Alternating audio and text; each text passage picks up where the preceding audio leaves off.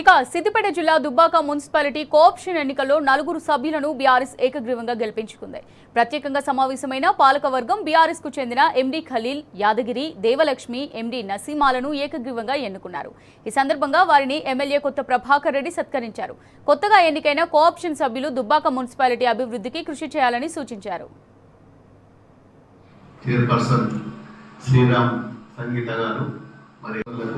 నూతనంగా ఎన్నికైన కోఆప్షన్ మెంబర్లు మరి దీంట్లో ఆశ యాదగిరి గారు, దేవలక్ష్మి గారు, మహమ్మద్ ఖలీల్ గారు, మరి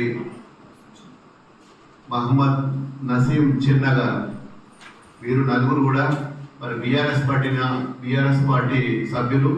మరి మా కౌన్సిలర్లు అందరూ కూడా వారిని ఏకగ్రీవంగా ప్రకటించినందుకు మరి గౌరవ కౌన్సిలర్లకు, మరి మా చైర్మన్ గారికి, వైస్ చైర్మన్ గారికి, మున్సిపల్ సిబ్బందికి అందరికీ కూడా పేరు పేరున ధన్యవాదాలు.